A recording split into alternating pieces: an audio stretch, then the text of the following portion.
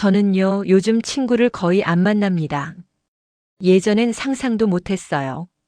친구 없으면 외롭고 뒤처지는 것 같고 인생이 실패한 것 같을 줄 알았으니까요. 그런데 이상하지 않습니까? 친구를 안 만나기 시작한 뒤부터 마음이 너무 편해졌습니다. 웃느라 웃은 건지 참느라 웃은 건지도 모르겠던 그 모임들에서 제가 조용히 빠져나왔을 뿐인데 이렇게 홀가분할 수가 없습니다. 이제야 온전히 제 삶을 사는 행복한 기분이에요. 하지만 여기까지 오는데 꽤 오랜 시간이 걸렸습니다. 한 가지 사건이 있었어요. 제 인생을 바꾼 그날의 이야기 지금 시작합니다. 제 이름은 박예자입니다. 올해 65입니다. 2년 전 이맘때 저는 친구가 많은 사람이었습니다. 교회 친구들, 아파트 주민 모임, 고등학교 동창들. 일주일에 서너 번은 누군가를 만났습니다. SNS에는 오늘도 좋은 사람들과 좋은 시간이라고 올렸고 사람들은 부러워했습니다. 저도 행복하다고 믿었습니다. 그런데 그해 11월 제 생일 이틀 전이었습니다. 매년 제 생일이 되면 친구들이 먼저 연락했습니다. 애자야, 생일 때 우리 모여서 밥 먹자라고요.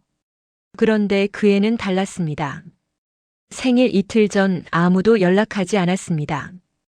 바쁘겠지, 내일쯤 연락 오겠지라고 생각했습니다. 하루가 지났습니다. 생일 전날에도 여전히 아무 연락 없었습니다. 핸드폰을 몇 번이나 확인했습니다. 혹시 카톡 알림이 안 뜬 건 아닐까? 무음으로 해둔 건 아닐까? 하지만 아무것도 없었습니다. 설마 깜빡한 건 아니겠지. 깜짝 파티를 준비하는 건가? 마음 한구석이 불안했지만 애써 그 불안을 밀어냈습니다. 그리고 생일 당일이 왔습니다. 아침에 눈을 떠 핸드폰을 집어들었습니다. 떨리는 마음으로 화면을 켰습니다. 가족들 생일 축하 메시지만 몇 개 와 있었어요. 남편, 아들, 딸. 그뿐이었습니다. 친구들한테서는 아무 연락도 없었습니다. 가슴이 철렁 내려앉았습니다. 오전 내내 핸드폰을 손에서 놓지 못했습니다. 점심때가 됐습니다. 아, 점심 약속이 있는 건가? 기대했습니다. 누군가 갑자기 전화해서 애자야, 지금 시간 돼? 나와라고 할 거라고요. 하지만 아무 연락 없었습니다. 오후가 지나고 저녁이 됐습니다. 여전히 조용했습니다. 저는 소파에 앉아서 핸드폰만 들여다봤습니다. 손은 차가웠고 가슴은 답답했어요. 혹시 내가 뭘 잘못한 건가? 누구한테 실수한 건가? 아니면 나한테 화난 일이 있나? 온갖 생각이 머릿속을 맴돌았습니다. 스스로를 자꾸 책망하게 됐습니다. 그러다 문득 며칠 전 일이 떠올랐습니다. 일주일 전 교회 친구들 단체 카톡방에 다음 주 수요일에 새로 생긴 카페에서 모이자는 메시지가 올라왔습니다. 저도 나도 갈게라고 댓글을 달았습니다. 그런데 그 후로 묘하게 조용했습니다.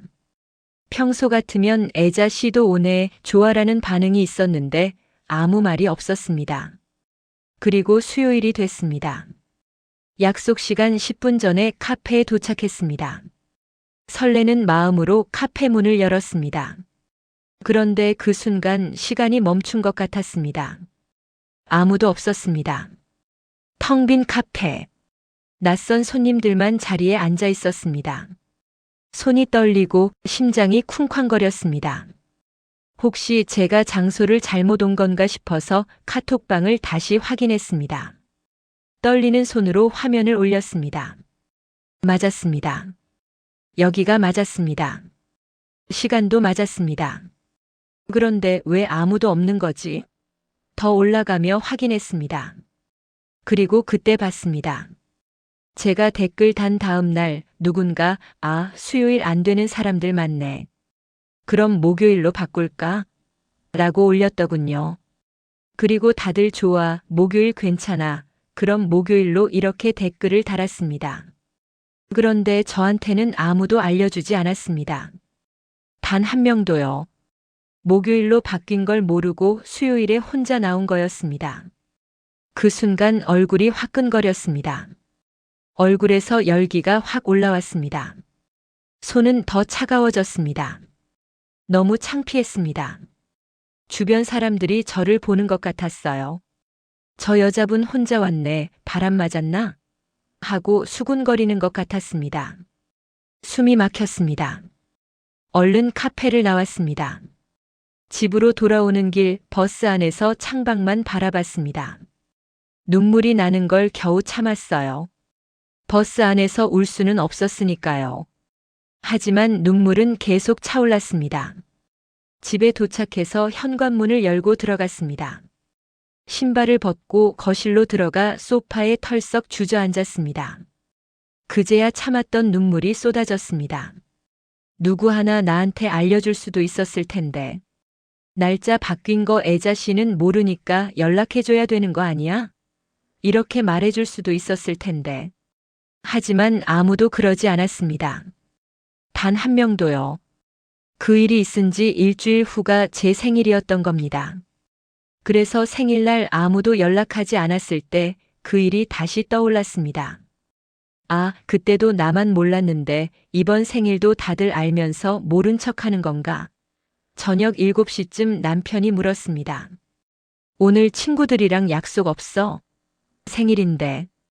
저는 억지로 웃으며 대답했습니다. 응, 없어. 올해는 그냥 조용히 보내려고.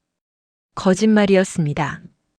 조용히 보내려던 게 아니라 아무도 연락하지 않았던 겁니다. 남편은 그래? 그럼 우리 둘이 외식할까? 라고 했습니다. 저는 고개를 끄덕였습니다. 남편과 둘이 동네 삼겹살집에 갔습니다. 평소에 가던 그 집이었습니다. 고기를 구웠습니다. 소주를 한 잔 마셨습니다. 남편은 생일 축하해라고 말했습니다. 저는 고마워라고 대답했습니다. 하지만 음식이 목으로 넘어가지 않았어요. 억지로 삼켰습니다. 웃으려고 애썼습니다. 남편이 눈치채지 못하게요. 집에 돌아와서 침대에 누웠습니다. 천장을 보며 생각했어요. 이게 뭐지? 내 생일이 이렇게 쓸쓸할 수가 있나? 눈물이 또 났습니다. 억울하고 서러웠어요. 나는 친구들 생일 때마다 챙겼는데, 선물도 사고 카페도 예약하고 케이크도 준비했는데, 근데 내 생일은 이렇게 조용히 지나가는 거야? 아무도 기억 안 해? 아니면 기억하면서도 모른 척 하는 거야? 베개에 얼굴을 묻고 소리내어 울었어요. 평생 이렇게 서럽게 운 적이 없었습니다. 그날 밤 잠을 잘 수가 없었습니다. 계속 핸드폰을 확인했어요. 혹시 자정 넘어서라도 연락 오지 않을까? 하지만 끝까지 아무 연락 없었습니다. 다음 날 아침이 됐습니다. 생일이 지났습니다. 그제야 몇몇 친구들한테서 카톡이 왔습니다. 애자야, 어제 생일이었네. 미안, 깜빡했어. 생일 축하해. 이런 메시지들이었습니다. 저는 답장을 했습니다. 괜찮아, 고마워. 하지만 괜찮지 않았습니다. 전혀 괜찮지 않았습니다. 가슴에 구멍이 뚫린 것 같았어요. 그날 이후로 뭔가 달라졌습니다. 친구들을 볼 때마다 이상한 감정이 들었습니다. 이 사람들은 나를 어떻게 생각하는 걸까? 나는 이 사람들한테 뭐지? 나는 친구인 줄 알았는데 이 사람들은 나를 친구로 안 보는 건가? 의심이 생겼습니다. 생각해보니 비슷한 일들이 전에도 있었습니다. 모임 날짜가 바뀌었는데 저만 모르고 있었던 적. 다들 아는 이야기인데 저만 몰라서 어색했던 적. 저는 그 그룹에서 겉도는 사람이었던 겁니다. 포함되어 있지만 진짜 속해 있지는 않은 사람. 있어도 되고 없어도 되는 사람. 그게 저였던 겁니다. 그 깨달음이 너무 아팠습니다. 가슴이 무너져 내리는 것 같았어요. 제가 친구라고 생각했던 사람들이 사실은 저를 그렇게 안 봤던 거잖아요. 저는 열심히 챙겼습니다. 생일도 챙기고 아플 때 연락하고 좋은 일 있으면 축하하고 근데 저한테는 아무도 그러지 않았습니다. 일방적으로 주기만 했던 관계였던 겁니다. 그게 너무 서러웠어요. 40년, 50년을 함께 했다고 생각했는데 그게 다 착각이었던 겁니다. 생일 사건 이후로 한동안 아무도 만나지 않았습니다. 약속을 잡자고 연락이 와도 바빠서 몸이 안 좋아서라고 핑계를 댔어요. 사실은 만나기 싫었던 겁니다. 만나서 뭐 하겠습니까? 또 가면 쓰고 웃고 듣기 싫은 이야기 들어주고 지쳐서 돌아오는데 저는 그게 너무 싫어졌습니다. 그러던 어느 날 고등학교 동창 경숙이한테서 전화가 왔습니다. 애자야, 다음 주에 점심 먹자. 50년 가까이 된 사이였습니다. 저는 순간 고민했습니다. 거절할까 나갈까? 응, 좋아라고 대답했어요. 동네 한식당에서 만났습니다. 경숙이는 제가 도착했을 때 이미 와 있었습니다. 자리에 앉자마자 자기 이야기를 시작했어요. 우리 아들이 말이야, 이번에 부장 됐어. 우리 며느리는 정말 착해. 우리 손주는 영재래. 30분 동안 경숙이 이야기만 들었습니다. 아들, 며느리, 손주, 온갖 자랑이었어요. 저는 응, 그래, 대단하다만 반복했습니다. 경숙이는 한 번도 제게 묻지 않았습니다. 너는 어때? 요즘 뭐하고 지내? 식사가 끝나갈 무렵 너 요즘 왜 이렇게 잠수야? 라고 물었습니다. 저는 잠깐 멈칫했습니다. 이제 제 이야기를 할 차례인가 싶었습니다. 용기를 내서 말했습니다. 응, 사실 요즘 좀 힘들어. 나이가 드니까 몸도 여기저기 아프고 외로울 때도 있고. 그런데 제 말이 끝나기도 전에 경숙이가 끼어들었습니다. 아이고, 나도 그래. 나도 요즘 무릎이 아파서 다시 자기 이야기였습니다. 저는 입을 다물었습니다. 더 이상 제 이야기를 하지 않았습니다. 어차피 들을 생각이 없으니까요. 점심이 끝났습니다. 경숙이는 오늘 반가웠어. 다음에 또 보자라고 했습니다. 저는 그래, 잘 가라고 대답했습니다. 집으로 돌아오는 버스 안에서 창밖을 보며 생각했습니다. 저 사람은 나한테 관심이 없구나. 나는 그냥 자기 이야기 들어줄 사람일 뿐이야. 50년 가까이 알고 지낸 사이인데 이게 전부인가. 집에 도착해서 소파에 앉았습니다. 너무 지쳤습니다. 2시간 점심 먹으면서 제 이야기는 한마디도 못했어요. 그냥 듣기만 했습니다. 마음이 텅 빈 것 같았습니다. 며칠 후에는 친구 미경이를 만났습니다. 미경이는 1시간 동안 불평만 했습니다. 남편, 아들, 돈, 건강, 온갖 것에 대한 불평이었어요. 세상이 다 불만이었습니다. 너는 어때? 라고 물었을 때 진짜 제 이야기를 해볼까 했습니다. 하지만 알았습니다.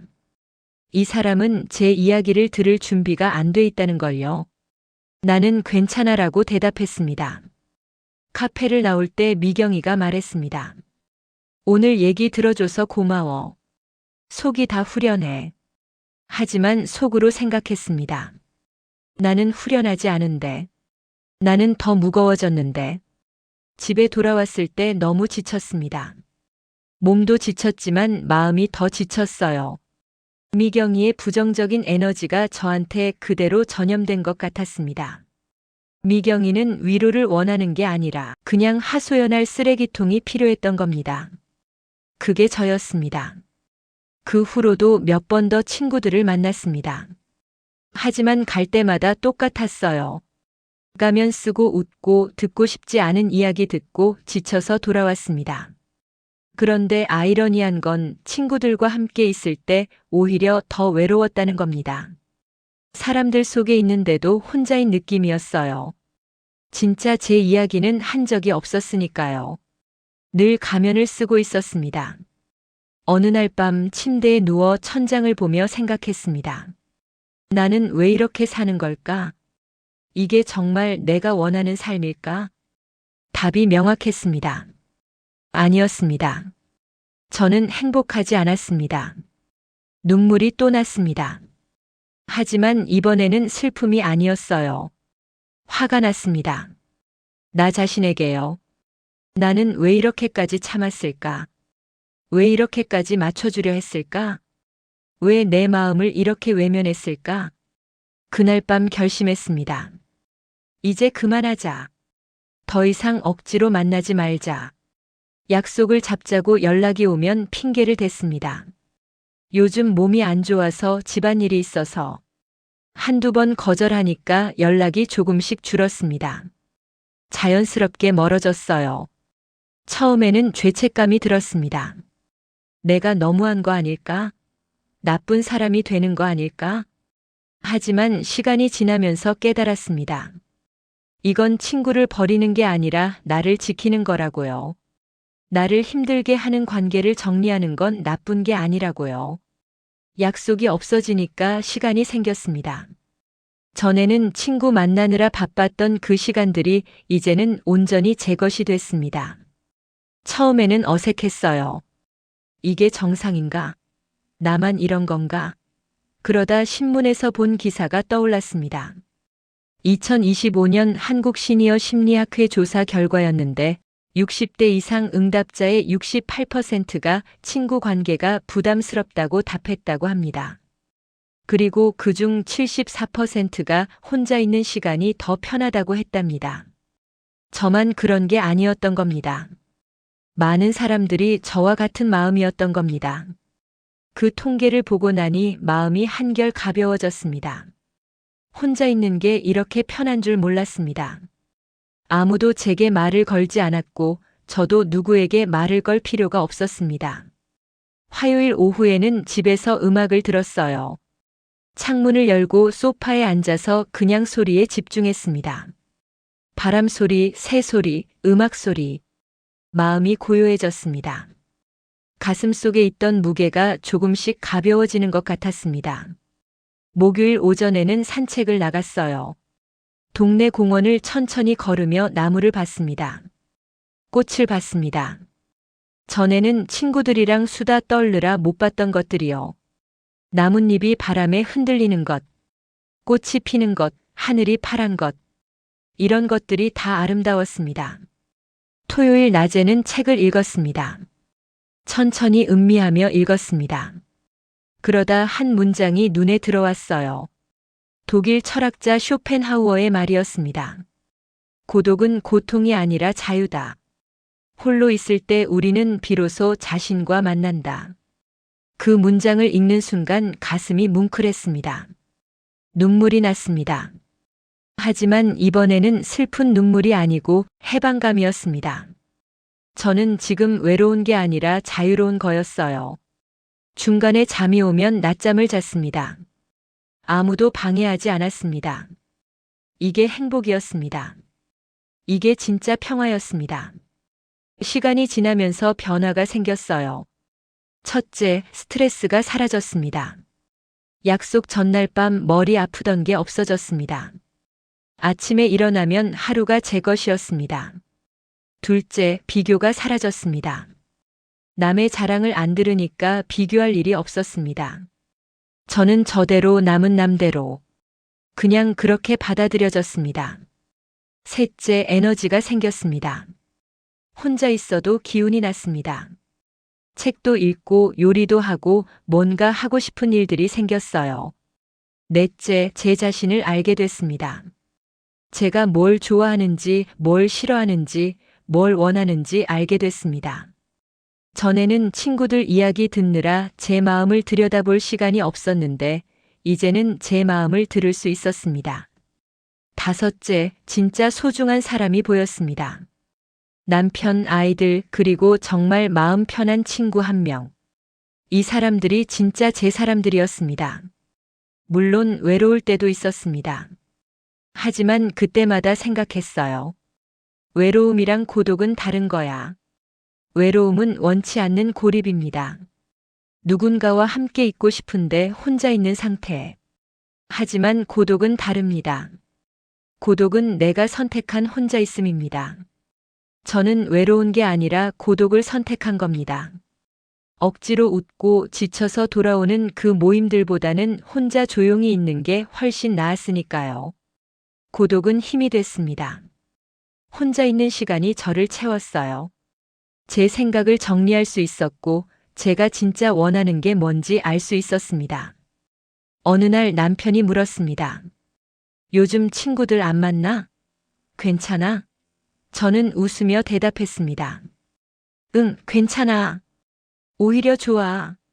나이 들면 친구가 줄어드는 건 당연합니다. 젊을 때는 체면 때문에 억지로 사람들을 만났습니다. 하지만 나이가 들면 그럴 에너지가 없어집니다. 남은 시간이 보이니까 정말 중요한 것만 하고 싶어집니다. 요즘 저는 진짜 만나고 싶은 사람만 만나요. 마음 편한 친구 한 명 있습니다. 이 친구 앞에서는 솔직해질 수 있습니다. 요즘 힘들어. 남편이랑 싸웠어. 나이 드니까 무서워. 이런 이야기를 할 수 있습니다. 우리는 서로 위로하고 공감합니다. 만나고 나면 힘이 납니다. 이게 진짜 친구구나 싶었습니다. 한 달에 한두 번 만납니다. 자주 만날 필요가 없습니다. 문득 조선시대 학자 정약용 선생의 말이 떠올랐습니다. 벗은 많을 필요가 없다. 마음을 나눌 수 있는 한 사람이면 족하다. 정말 그랬습니다. 진짜 마음을 나눌 수 있는 한 사람이 있으면 그걸로 충분했습니다. 나머지 시간은 혼자 보냅니다. 그게 저한테 맞는 삶입니다. 혹시 지금 친구 문제로 마음 고생하고 계십니까? 친구 만나기 싫은데 억지로 나가고 계십니까? 친구들 앞에서 가면 쓰고 웃고 계십니까? 모임에서 나만 빠진 것 같다는 느낌 받고 계십니까? 그렇다면 당신이 이상한 게 아닙니다. 당신의 몸과 마음이 신호를 보내고 있는 겁니다. 이제 그만해도 돼. 억지로 하지 마. 나를 먼저 생각해. 그 신호를 무시하지 마십시오. 용기를 내십시오. 불편한 관계를 정리하는 건 나쁜 게 아닙니다. 친구를 버리는 게 아니라 나를 지키는 겁니다. 친구가 많다고 행복한 게 아닙니다. 진짜 마음 편한 사람이 한 명이라도 있으면 충분합니다. 아니, 한 명도 없어도 괜찮습니다.